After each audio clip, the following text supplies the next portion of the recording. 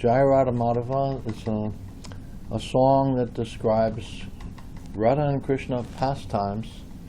This is Radha and Krishna, this painting, in Vrindavan. Vrindavan, India, is not different from Goloka Vrindavan in the spiritual world. So if you ever go there, if you go to Vrindavan, then if you are very advanced in Krishna consciousness, the first thing you'll do is roll around in the dust and give up all concern for social status, for honor, distinction, profit, adoration. All these things just go out the window. And you just think in terms of these wonderful pastimes and how Krishna will reveal himself to his aspiring devotee. And the devotee will then be able to enter into these pastimes, which are very confidential. And it's what we call the most secret of all secrets. But it's an open secret, because anyone can become a devotee of Krishna. There is no restriction, there's no limitation. All you need to do is surrender. Surrender to the Supreme Personality of Godhead. Like in Bhagavad Gita, Krishna says, just surrender unto me, I shall protect you from all sinful reactions. So the more we surrender, the more we will want to chant Krishna's glories. So that's what we're going to do right now.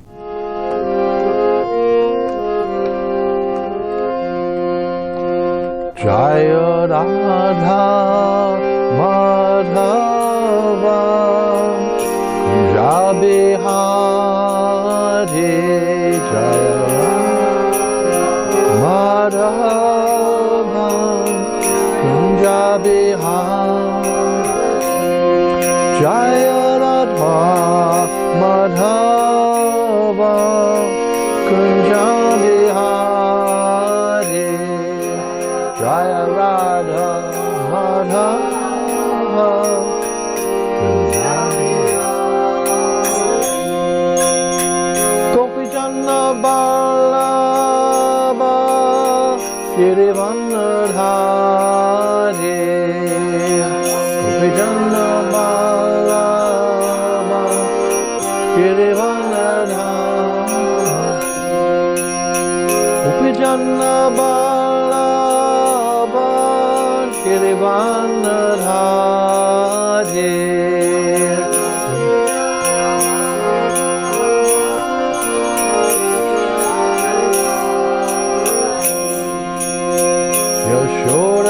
Yashodanandana Braja Janaranjana Yashodanandana Yashodanandana Braja Janaranjana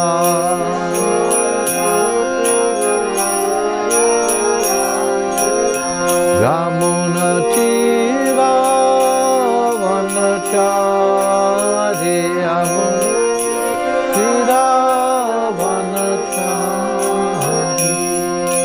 Jaya Radha Madhava Kunja Bihari Jaya Radha Madhava Kunja Bihari Gopi Janna Ballabha Girivanadhari Janna Ballabha Girivanadhari Jaya Radha Madhava Kunja Bihari Jaya Radha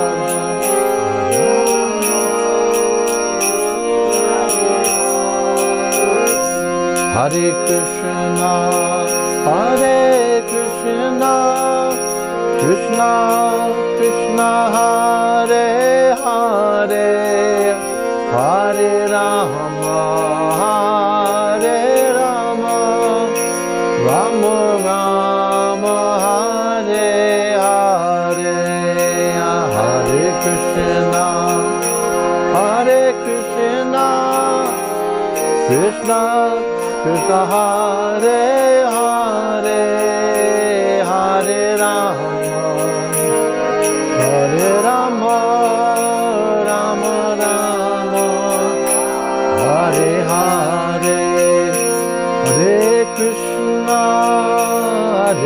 Krishna, Krishna Krishna, Hare Hare, Hare Rama, Hare Rama, Rama Rama, Hare Hare, Hare Krishna, Hare Krishna,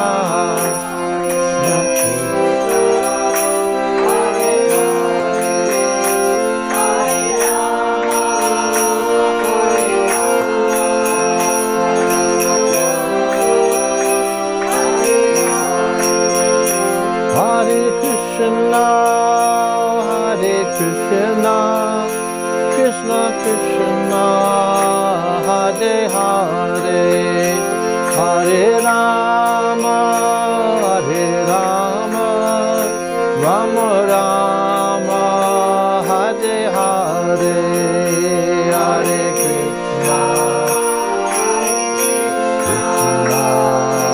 Krishna Krishna, Hare Hare, Hare Rama, Hare Rama, Rama Rama, Hare Hare, Hare Krishna, Hare Krishna, Krishna Krishna, Hare Hare, Hare Rama, Hare Rama, Rama Rama, Hare Hare, Hare Krishna, Hare Krishna, Krishna Krishna, Hare Hare, Hare Rama, Hare Rama, Rama Rama, Hare Hare, Hare Krishna, Hare Krishna, Krishna Krishna, Hare Hare, Hare Rama, Hare Rama, Rama Rama, Hare Hare, Hare Krishna, Hare Krishna, Krishna Krishna, Hare Hare, Hare Rama, Hare Rama, Rama, Hare Hare, Hare Krishna, Hare Krishna, Krishna Krishna, Hare Hare, Hare Rama, Hare Rama, Rama Rama, Hare Hare, Hare Krishna, Hare Krishna, Krishna Krishna, Hare Hare, Hare Rama, Hare Rama, Rama Hare Hare, Jaya Prabhupada, Jaya Prabhupada, Prabhupada, Jaya Prabhupada,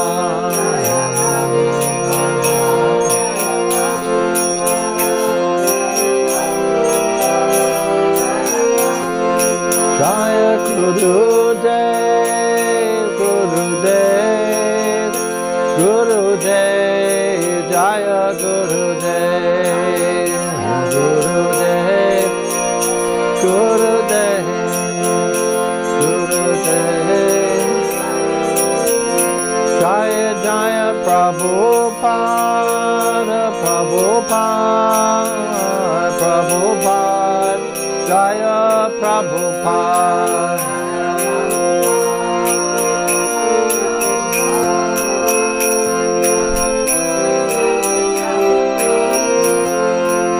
Jaya Radha Govinda, Radha Govinda, Radhe Radha Govinda, Radha Govinda, Radhe, Jaya Radhe, Jaya Radhe, Jaya Radhe, Jaya Shri Radhe, Radhe, Radhe,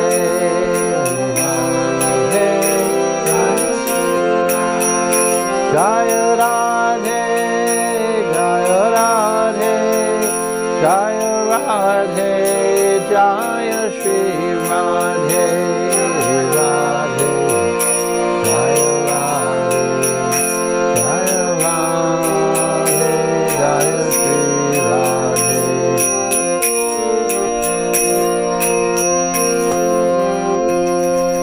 Gaur Premanandi Hari Hari Bal. This chanting of Hare Krishna is so auspicious,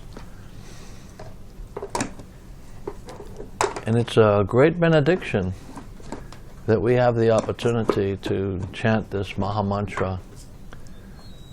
Prabhupada, our spiritual master, Srila Prabhupada, came to the Western world in 1965.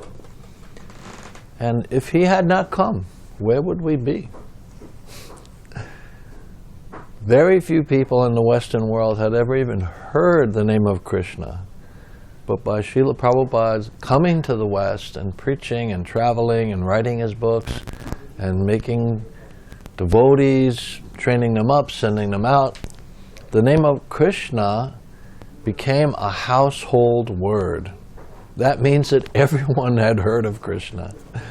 This is Krishna's miracle. How could an elderly gentleman at the age of 70, that's pretty advanced age, when most elderly gentlemen are not thinking about traveling the world and spreading a spiritual revolution, but they're more interested in maybe bingo, checkers, maybe even playing golf or relaxing, sitting on the porch, sitting on the swings, lying in the hammock. But no, that was not Prabhupada's destiny. And so he came to the West on the order of his spiritual master, and he introduced this movement. And now here we are. We are the inheritors. We have inherited that legacy. And now we are going to continue in that same vein, that we will propagate Krishna consciousness until our dying breath. Prabhupada used to say that. It was actually in New York he said that. He was coming down the elevator and he said, I want to preach just like Arjuna fought on the battlefield of Kurukshetra. And he mentioned that on that battlefield there were many great warriors, and they would, even though they had been cut down and were lying on the battlefield, still they would hold their sword up.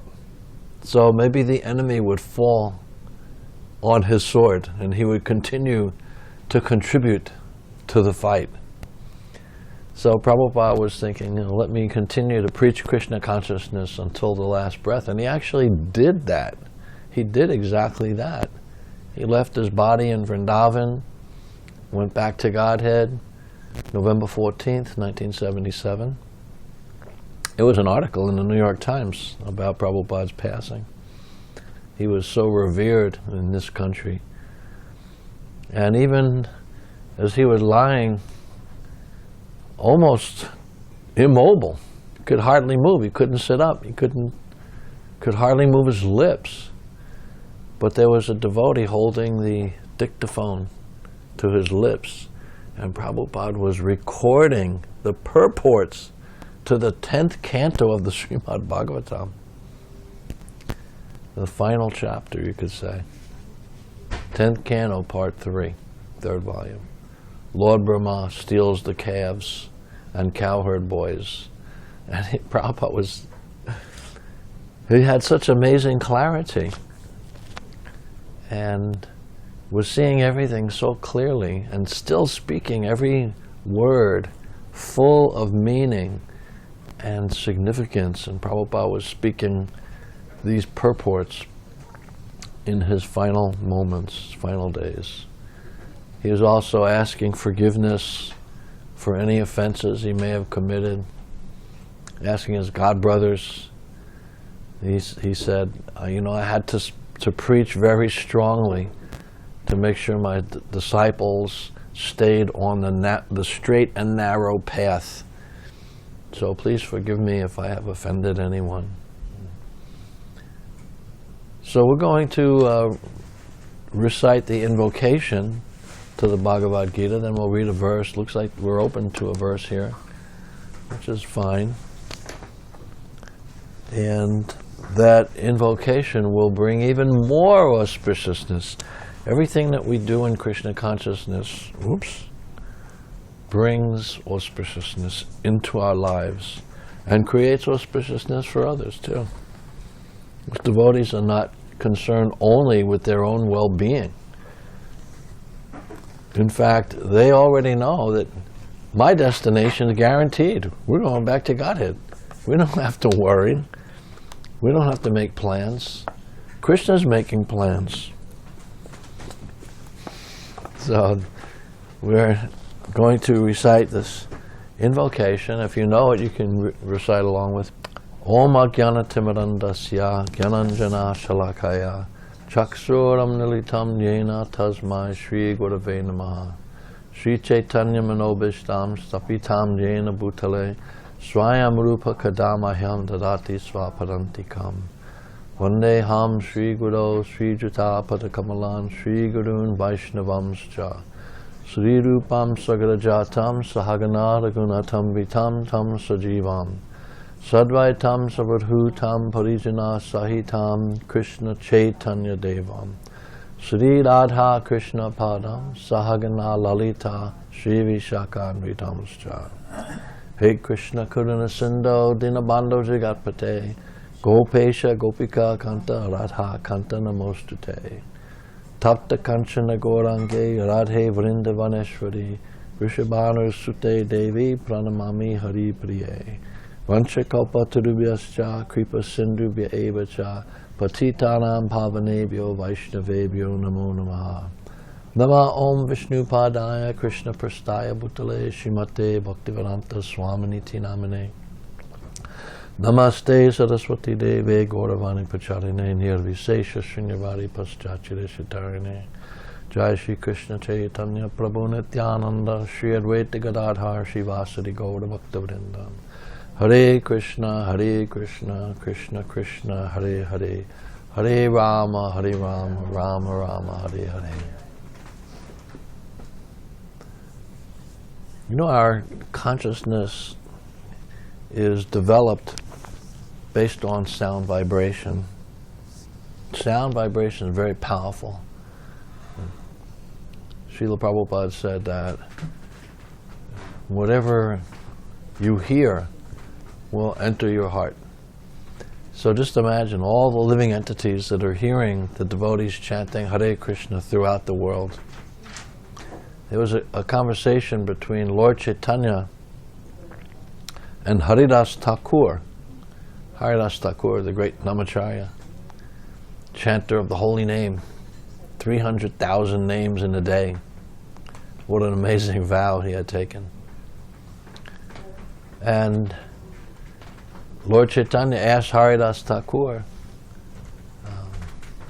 how will the immobile living entities, we know about the human society, how they will benefit by the propagation of the Sankirtana movement, the chanting of the holy name, but what about the immobile living entities, the trees and the plants, the shrubs, the grass, so many others? And the answer was that if we chant loudly, which is what we do when we go out on Sankirtana, then this holy name is so powerful. All of the potency of the Lord is invested in the holy name, that it will penetrate through all the coverings of any life form, no matter whether it's a tree or grass or lower animals or insects, whatever. And it will penetrate to wherever the soul is situated. And the soul will be awakened. And this is the beginning of enlightenment, spiritual life, and freedom from the cycle of repeated birth and death for those all living entities. So we have this experience of going out chanting. For example, yesterday, wish you had been there. You would have really had a great time. Because we were chanting very loudly at the World Trade Center, which had been known formerly as Ground Zero, and there was so much misfortune associated with that location. But now this Sankirtana movement is creating good fortune at that spot and chanting the Hare Krishna mantra. And we could see the people that were going by, they were amazed. They couldn't believe what they were seeing. The Hare Krishnas are back. Sometimes people say that when they see it. Where have you been? And by the way, do you have a restaurant? Because I'm starving. So we saw people from, not just saw them, but we were inviting them, come and join us.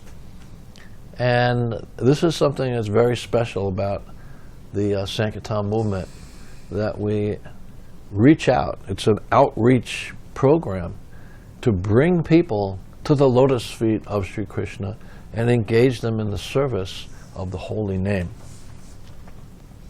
So we saw people from every religion, and there weren't like thousands and hundreds of thousands of people, but the diversity was overwhelming. People from so many different nationalities, races, religions, and they all had very similar reaction. And why is that? Because they're all spirit soul. They're all part and parcel of Krishna. So the reaction is pretty much similar. Didn't you notice that? Yeah. Yeah, the people are very favorable. And when people are favorably inclined towards the devotees who are chanting, they get the benefit as if they were also chanting. It's that amazing compensation in the Kali Yuga, that just by thinking favorably about the activities of the devotees, you actually get the same benefit as the devotees performing those activities. Amazing, right? But those devotees that are out there chanting are especially blessed, because they are taking it upon themselves, that great burden to, it's actually a burden of love, a labor of love, to represent Krishna, to represent Lord Chaitanya, the most recent of Krishna's incarnations, and to canvas. Prabhupada used to use that word, canvas.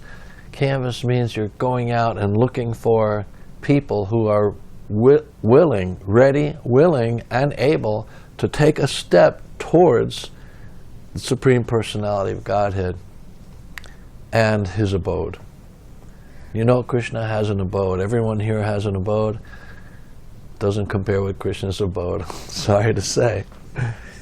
Even in this material world, there is no comparison. Even in the former ages of Dwapara Yuga or Sat Yuga, there's still no comparison with Krishna's abode. It's even mentioned by Lord Jesus in the Bible. In the kingdom of my Father there are many mansions.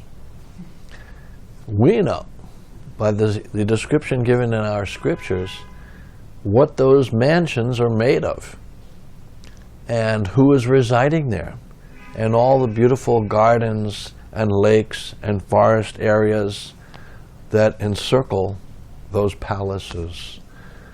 So that's why Krishna consciousness is such a blessing, because you don't have to remain in darkness.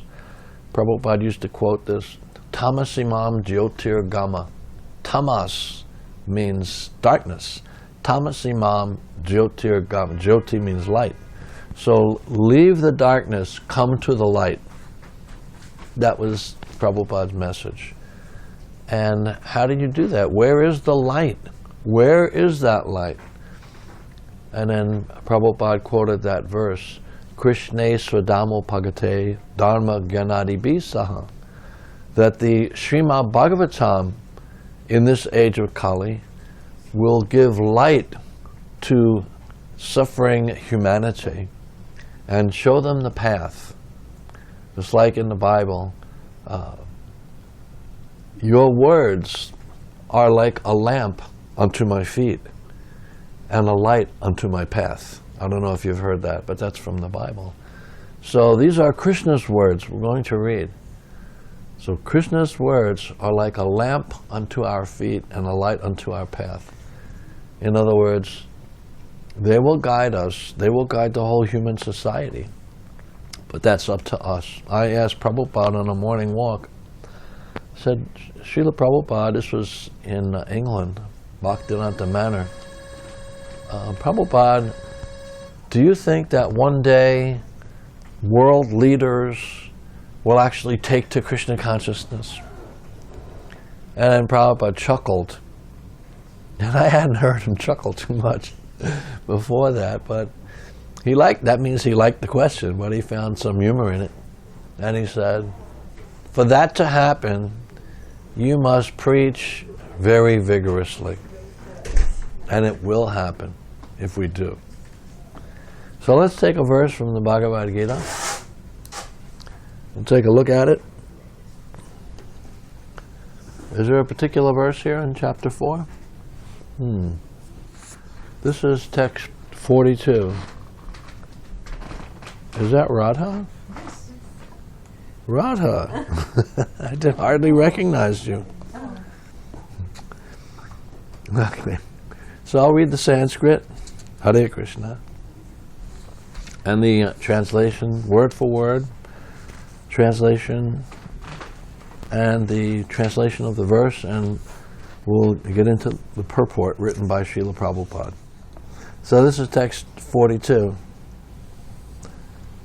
Tasmad agyana sambhutam hritstam jnana sinatmana chitvainam samsayam yogam atishto tishta bharata. Translation. We'll skip the word for it. Therefore, the doubts which have arisen in your heart out of ignorance should be slashed by the weapon of knowledge. Armed with yoga, O Bharata, stand and fight. So who is speaking this verse? Who's the speaker of this verse? You can say it. Did you say Krishna? You're right. Krishna is speaking. And he's speaking to Arjuna. So here's the purport by Srila Prabhupada. The yoga system instructed in this chapter is called Sanatana Yoga, or eternal activities performed by the living entity. This yoga has two divisions of sacrificial actions. One is called sacrifice of one's material possessions, and the other is called knowledge of self, which is pure spiritual activity. If sacrifice of one's material possessions is not dovetailed for spiritual realization, then such sacrifice becomes material. But one who performs such sacrifices with a spiritual objective or in devotional service makes a perfect sacrifice. When we come to spiritual activities, we find that these are also divided into two, namely understanding of one's own self or one's constitutional position, and the truth regarding the Supreme Personality of Godhead.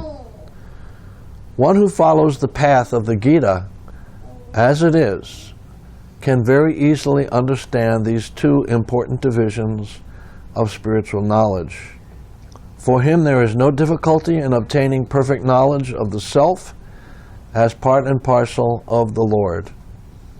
And such understanding is beneficial for such a person who easily understands the transcendental activities of the Lord. In the beginning of this chapter, the transcendental activities of the Lord were discussed by the Supreme Lord himself.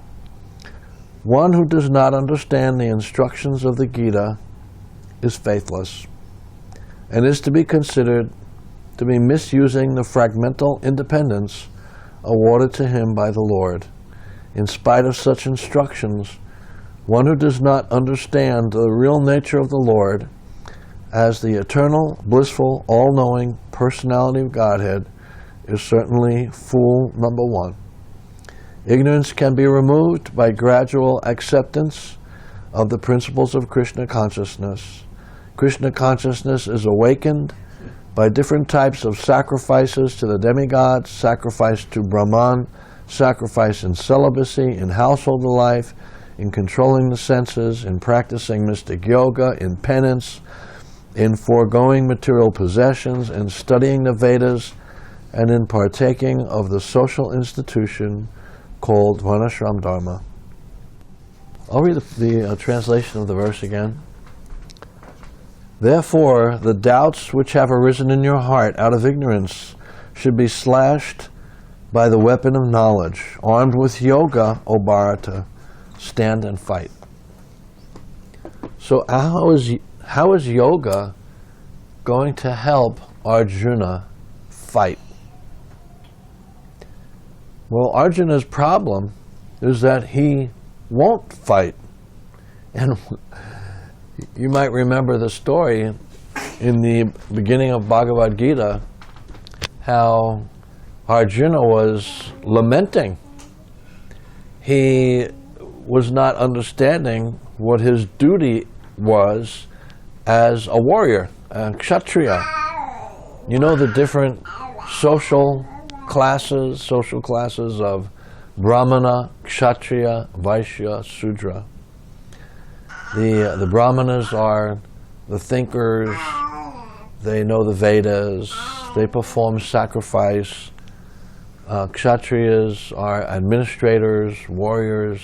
Vaishyas are merchants, bankers, involved also in cow protection. And Sudras are serving the other classes of men. So Arjuna's duty was to fight to defend religious principles. Now when religious principles disappear and people are basically unregulated in their behavior and unaware of the standard of behavior based on religious principles, it may happen that the Lord himself is obligated to appear in order to establish religious principles, in order to annihilate the miscreants. And this happened 5,000 years ago when the whole world was overburdened by a buildup of demoniac military forces. Sound familiar? The same thing is happening now, and Krishna is appearing as the Krishna consciousness movement. These are Srila Prabhupada's words. This is a heavy, heavy statement. Krishna is appearing through this movement. He is appearing as the holy name, and he's appearing in his deity form. So it's the same thing. History repeats itself. But in each age, Krishna will appear in a different form. So in this age, he appears as, who did he appear as? Sri Chaitanya Mahaprabhu, Lord Chaitanya, Gauranga, Gaur Premanandi, Haribo. And he appeared to inaugurate this Sankirtana movement, this congregational chanting of the holy name. And he's calling out. Lord Chaitanya is calling out. Can you hear him calling? He's calling upon all of us to step up to the plate, pick up this mission of propagating Krishna consciousness and love of God throughout the world. This is the peace formula. If you want to see peace in the world, if you've ever been to a beauty pageant and they're all, waving and parading around with different outfits on and answering questions, whenever they answer questions, what is it that you want most? What do they say? World peace. You got it. You got extra sweet balls for her. World peace. So they want world peace. Everyone does. But war or conflict is also part and parcel of the material creation. Sometimes violent action is required when good arguments fail. That's in the political realm. For devotees, we are representing Brahminical culture. But in an emergency, we may have to take another position, the position of Kshatriya. There are examples in the Mahabharata. Krishna himself is speaking to Arjuna, the Supreme Personality of Godhead, and he's telling Arjuna that you have the most powerful weapon with which to protect yourself, and that is transcendental knowledge. That's what he means when he said armed with yoga. Not that he's telling Arjuna to twist himself into some yoga asana on the battlefield and perform some meditation and breathing exercise. No, he's saying you are armed with yoga, meaning you now know the difference between the body, the physical covering, and the spirit soul. Just like if a man is drowning and you go out and try to save him and all you bring back is his outer coat, you didn't save the person, but you saved his coat. So similarly, Arjuna has been protected by Krishna once again. Krishna says that, Arjuna, declare it boldly, my devotee will never perish. In other words, devotees are protected by Krishna. Krishna's incarnation, Lord Nrsingadev, is protecting the devotees when they are in the most dire of circumstances, the most dangerous situations. Then Lord Nrsingadev may appear. So Arjuna is safe. And when Krishna reveals to him the universal form in chapter 11, he tells him, everyone assembled here will die, except for the 5 Pandavas. And why is that? Because you have special protection. Why? Because you are armed with yoga. Armed with yoga means you know my true identity, that I am the Supreme Personality of Godhead, the source of all material and spiritual worlds, the father of all the living entities. You know that. And so you are safe. So the devotees, they know who they are, who is Krishna, and the relationship between themselves and Krishna. They also know their destination. After this body drops, just like a drop of water on the tip of a leaf at some point is going to drop. Similarly, this body is very fragile. It's very frail. It's subject to destruction. For one who has been born, death is certain. For one who has died, birth is certain. Therefore, in the unavoidable discharge of your duty, you should not lament. So here, once again, Krishna is telling Arjuna, don't lament and be free from doubt. Madhusudan, Arjuna calls Krishna Madhusudan, the killer or the slayer of the Madhu demon, because he is considering doubts to be like demons. They grab onto you, and it's very hard to become free from the clutches of these doubts. But you know what devotees do to become free from doubts? They chant Hare Krishna very loudly. Just like Haridas Thakur was saying, this chanting, it'll penetrate all the coverings, all the false ego. It is all swept away. So Arjuna, Krishna is saying to him, you are lamenting for that which is not worthy of grief. Those who are learned, who are awake, who are intelligent, do not lament in this way, because they know the progressive values of human life. So,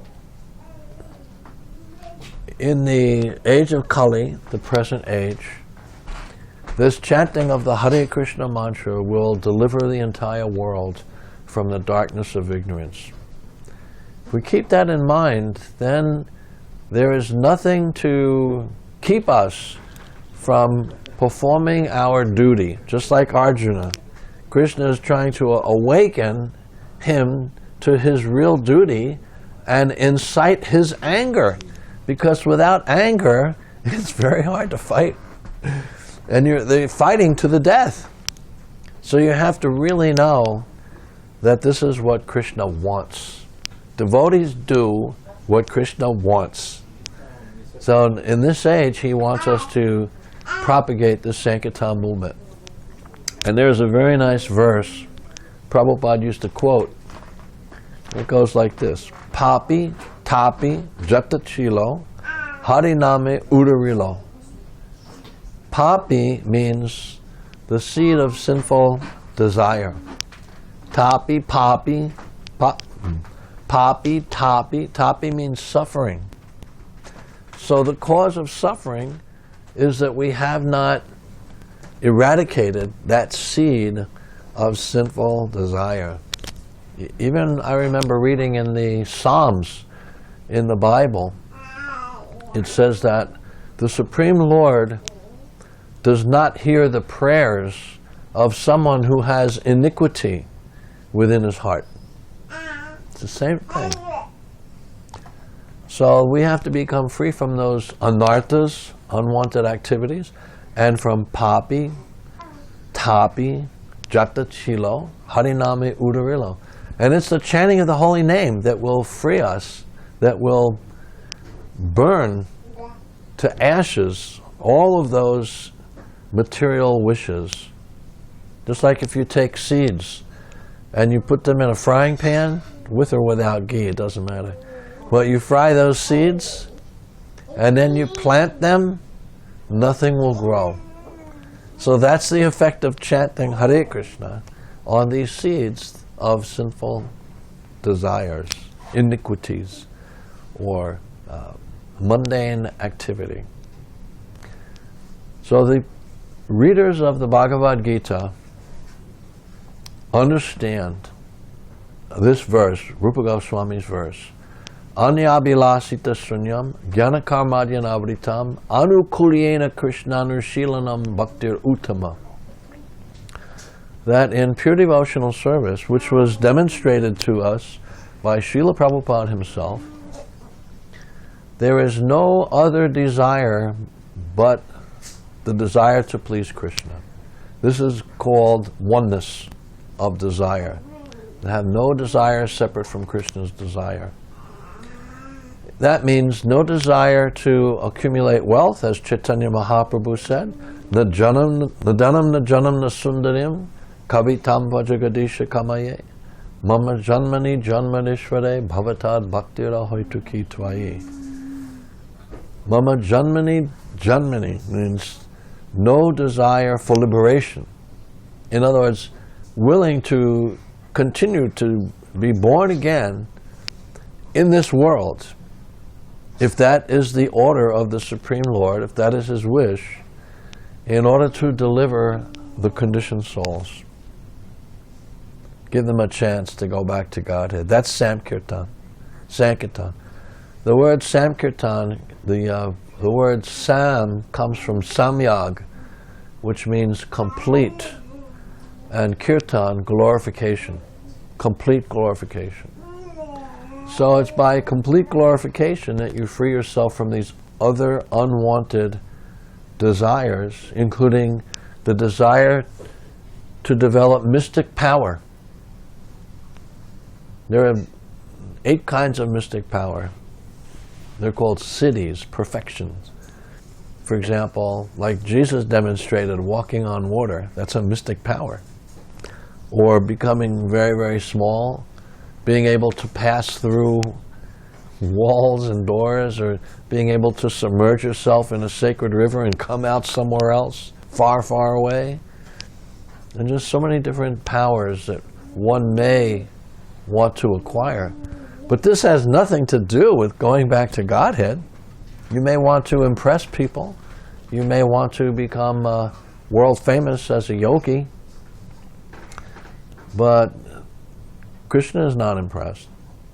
The mystic powers, mental speculation, or even philosophical speculation, free. We want to be free from that. Just like we were on Harinam yesterday. You would have liked this photographer. He was a very nice fellow. He, for me, just kind of appeared out of nowhere, started taking pictures and telling us how great he was. But he was very nice, and his greatness in his own eyes was that he has answered all the questions of life to his own satisfaction. But there he was, taking pictures of the devotees. Can you pose like this? Can you pose like that? And we were doing that, and he was getting very, very excited.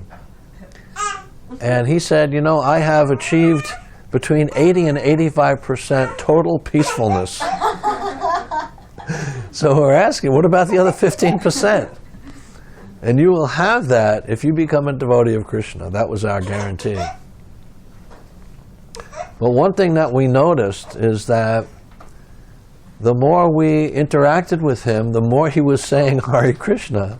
And in fact, he couldn't stop saying Hare Krishna. He wasn't chanting. He wouldn't accept prasadam, but he couldn't stop saying Hare Krishna. He said, I'm going to take some pictures of Hare Krishna. Hare Krishna is such a wonderful, peaceful movement. I think everyone would like to be involved with Hare Krishna. So he just kept going on and on. In other words, Krishna had taken hold of him. And he's going to do some nice service, I believe. I don't know if we've heard from him, but... You did? Not yet. Well, give him a chance. He's got to develop those pictures, check out the ones that are best. And, there are a lot of people out there. Some people came and danced with the devotees. There was a lady, she was, I think, from Africa, North Africa maybe. And another lady, I was saying, come and chant with us, dance with us. And she said, no, I'm a Muslim. She wouldn't come. But we're not discriminating. We would like everyone is fit, no one is unfit to take part in this chanting of Hare Krishna. Because everyone has this tapi, datachilo. Everyone has these desires that are blocking their path. We want to remove those obstacles for them.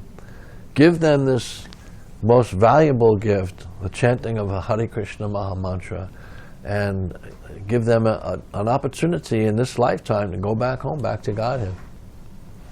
So that's all I really wanted to bring up today. And if you have any questions or comments, please speak out, speak up. Some people ask if there's a reason to study, should I take classes and study Sanskrit? Is that recommended? Take classes in Sanskrit? Is that recommended? Is it recommended? For spiritual advancement.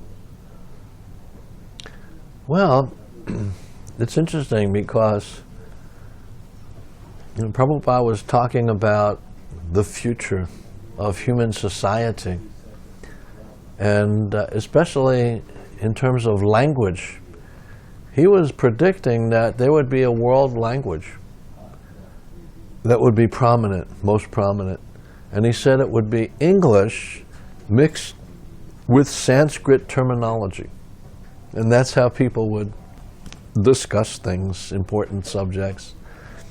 So I would say, yes, it's important to learn the proper pronunciation of Sanskrit. Not that you have to really study the Sanskrit grammar. That takes about 11 or 12 years to master. But, I never studied Sanskrit, but, we're able to, by practice. Prabhupada said, you can become expert at anything if you practice. So, that means, playing the harmonium or doing the puja or, being good at cleaning things or whatever your talent is. And everyone has a particular talent. Or in Sanskrit pronunciation. And if you want, you can find a teacher who can give you basic classes, lessons in Sanskrit. There's nothing wrong with that.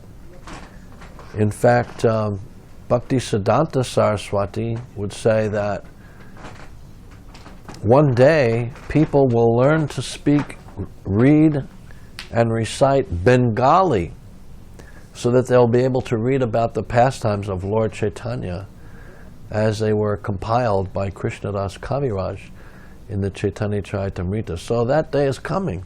And there are already devotees right here in New York who are learning Bengali and Sanskrit.